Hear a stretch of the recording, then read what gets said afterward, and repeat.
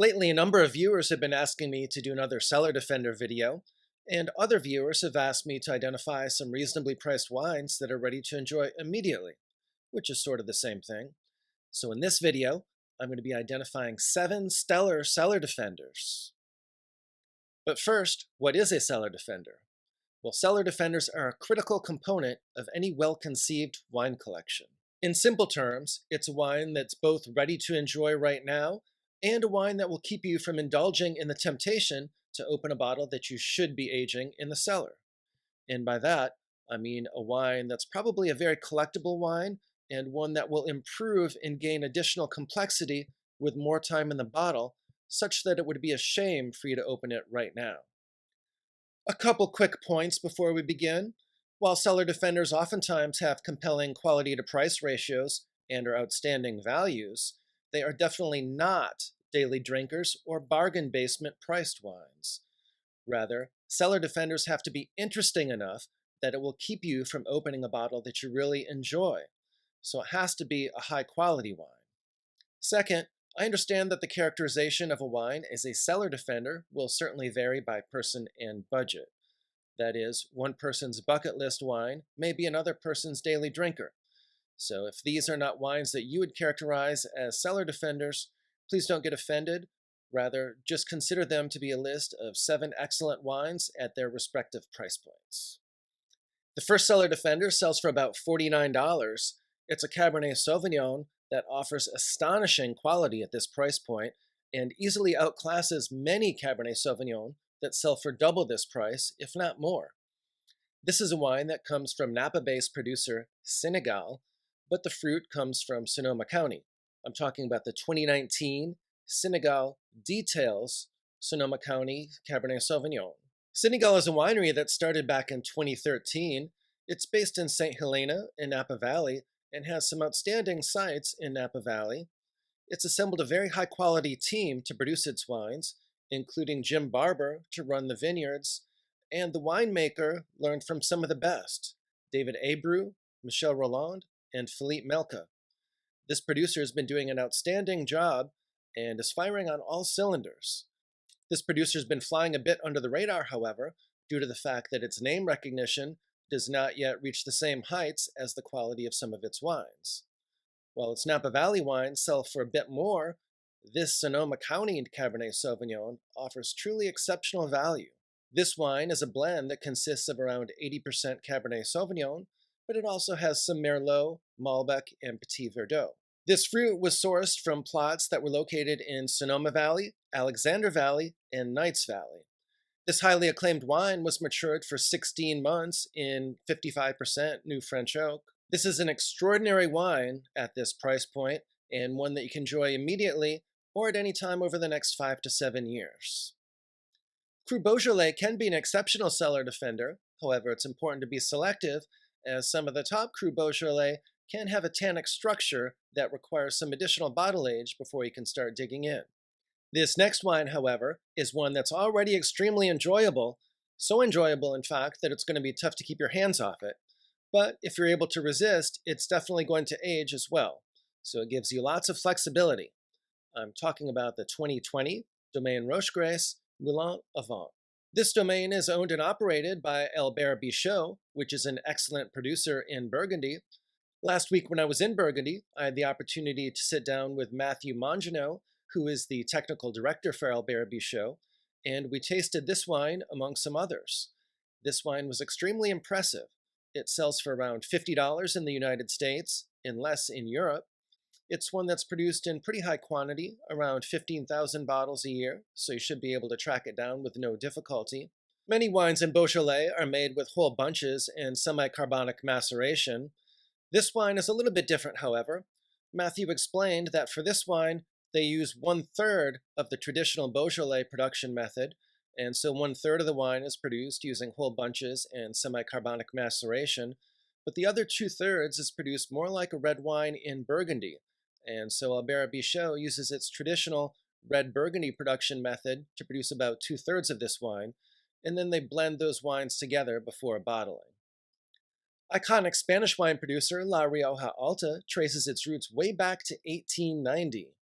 La Rioja Alta combines traditional winemaking principles with modern state-of-the-art technology.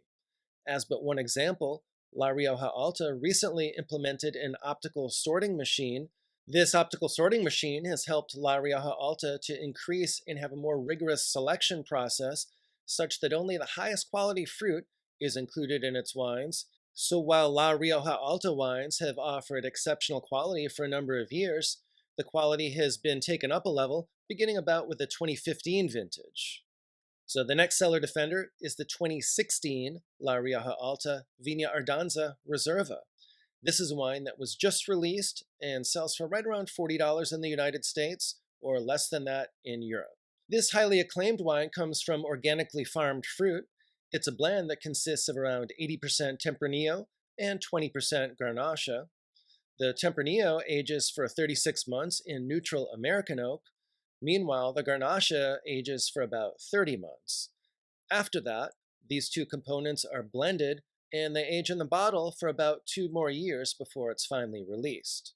Due to the substantial aging at the winery, this wine already has some complexity and is certainly ready to enjoy immediately. However, there's no rush and it will certainly mature and continue to be enjoyable for another 6 to 7 years or more. In the United States, this wine sells for right around $40 a bottle, and it's probably a bit less than that in Europe. And while I'm talking about the 2016 vintage, you may still be able to find some of the 2015 vintage on the shelf, and that one is certainly well worth purchasing as well.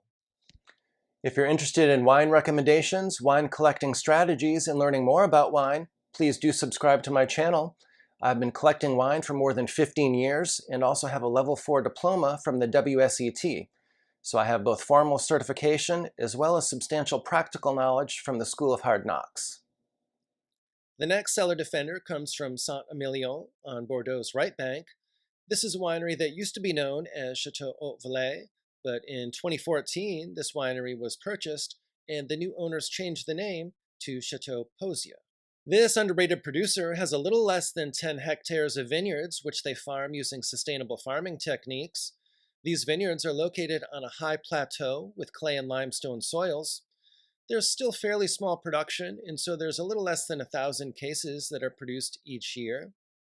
The vineyards are planted to 70% Merlot, 20% Cabernet Franc, and 10% Cabernet Sauvignon. You can buy with confidence any vintage from 2014 to the present. However, the best vintages are probably 2016, 2018, 2019, and 2020.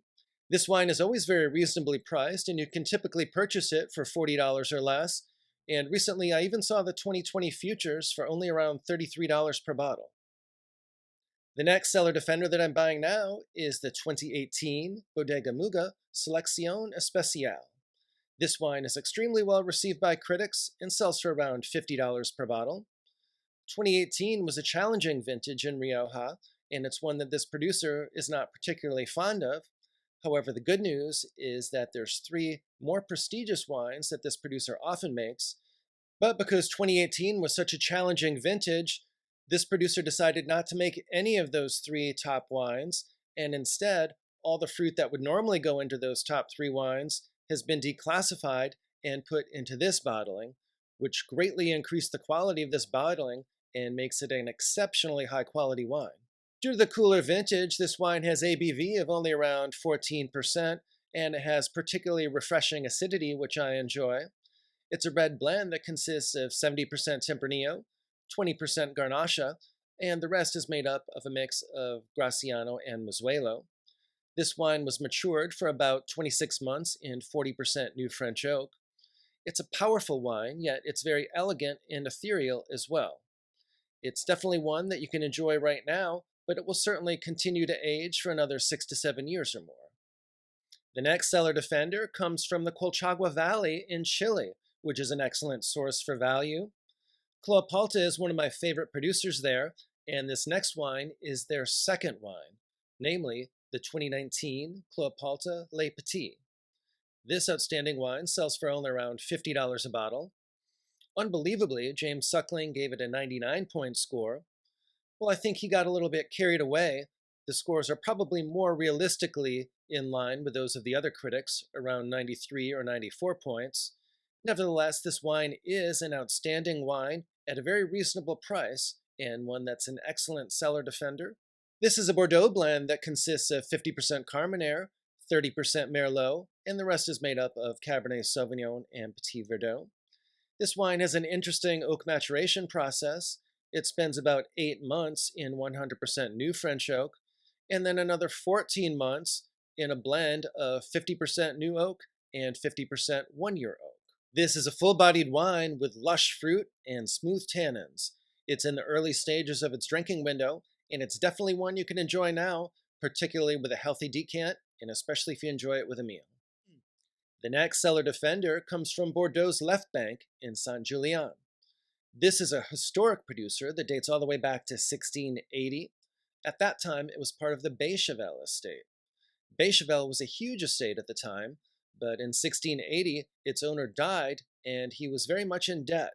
And so the estate was broken up and the proceeds were used to pay off his debts, which created several new chateaux, including this one, namely Chateau Branaire-Ducru, which is a fourth classified growth in the 1855 classification of Bordeaux.